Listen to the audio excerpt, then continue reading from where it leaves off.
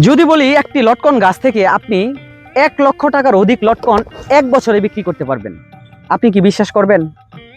প্রিয় দর্শক, বিশ্বাস আপনাকে করতেই হবে। একটা লটকন গাছে 15 থেকে 20 মণ লটকন ধরা এটা অবিশ্বাস্য কোনো ব্যাপার নয়।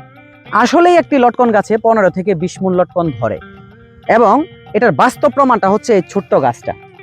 এই গাছটির বয়স যখন 20 বছর বা 30 বছর হবে, তখন চিন্তা করতে পারেন এই গাছ থেকে কত মণ লটকন পাওয়া যাবে।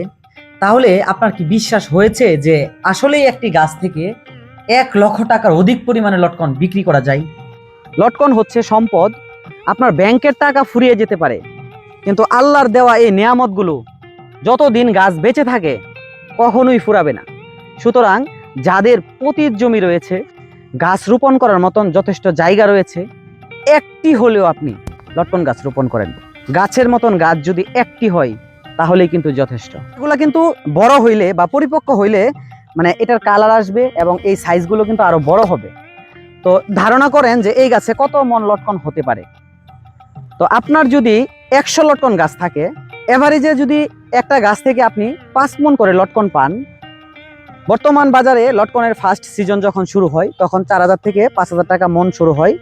মিড সিজনে হচ্ছে দামটা একটু কমে যায়, এবং একদম লাস্ট সিজন যেটা, তখন আবার 6 থেকে 8000 টাকা মণ পর্যন্ত লটকন বিক্রি হয়। তাহলে একটাবার চিন্তা করেন, যদি এই গাছে 5 মণ লটকন হয় তাহলে 8000 টাকা করে হিসাব করলে 40,000 টাকার লটকন রয়েছে এই গাছে। যদি এই গাছে 5 মণ লটকন হয়, যদি আপনি 3000 টাকা করে ধরেন, 15,000 টাকা মূল্য রয়েছে।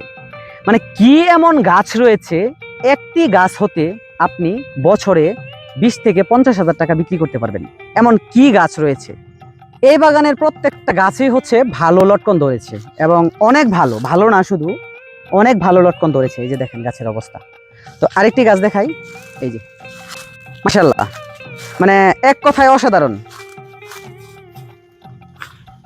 আপনি যদি ভিডিওটি স্কিপ করেন তাহলে ঠকবেন। এখান থেকে কোন গাছটা দেখাবো? আমি কি এটা দেখাবো নাকি আমি এটা দেখাবো? এটা দেখেন, ফলন দেখেন। আমরা কি লটকন গাছ সম্পদ এমনি এমনি বলি? নরসিংদীর মানুষ যারা আছেন তারাই বুঝবেন লটকন গাছ আপনাকে একটা বছর একটা গাছ কি পরিমাণ ফলন দেয়। আলহামদুলিল্লাহ, এগুলো দেখে আপনি আলহামদুলিল্লাহ না বলে পারবেন না। মানে আপনার মুখ থেকে শুধু আল্লাহর প্রশংসা বের হবে। মানে আমাদের প্রতিপালকের কোন নিয়ামতকে আমরা অস্বীকার করব? দেখেন, আরো দেখাই, একদম গোড়া থেকে আগা পর্যন্ত ফলন আসছে। চলেন ওই গাছটাতে যাই। আমাকে কি দেখা যাচ্ছে? আমাকে কি দেখা যাচ্ছে? আমাকে মনে হয় দেখা যায় না, কারণ হচ্ছে এত পরিমাণে লটকন আসছে, এই গাছের নিচে বসলে আমাকে দেখা যাওয়ার কথা না। এই যে দেখেন। প্রিয় দর্শক, এখন আমরা জানবো যে লটকন গাছে কি ধরনের পরিচর্যা করতে হয়। লটকন গাছে মূলত জৈব সারটা বেশি লাগে। আপনি লটকন গাছে বেশি পরিমাণে যদি জৈব সার দিতে পারেন, এটা ভার্মি কম্পোস্ট হতে পারে, জৈব সার হতে পারে, ট্রাইকো কম্পোস্ট হতে পারে, অথবা আপনি কচুরি পানা পচিয়ে অথবা যে কোনোভাবে মিক্সিং করে জৈব সার তৈরি করতে পারেন। আপনার ইচ্ছে, আপনার কাছে বা সংগ্রহে যে ধরনের জৈব সার রয়েছে আপনি সেই ধরনের জৈব সার গাছের গোড়ায় করবেন। 20 থেকে 25 কেজি জৈব সার প্রয়োগ করবেন। এগুলোতে কিছু রাসায়নিক সারও প্রয়োগ করতে হয়, ইউরিয়া, টিএসপি, জিঙ্ক, জিপসাম, এই ধরনের যে সারগুলো রয়েছে সেগুলো হচ্ছে আপনারা প্রয়োগ করবেন।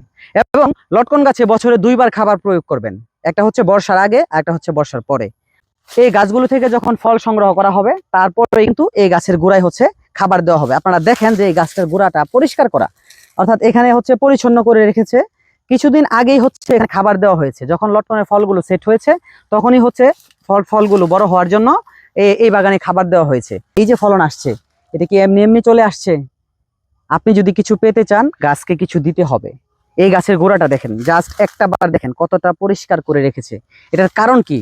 কারণ হচ্ছে যদি আপনি এখান থেকে ফলন পেতে চান আপনার গাছকে কিছু দিতে হবে।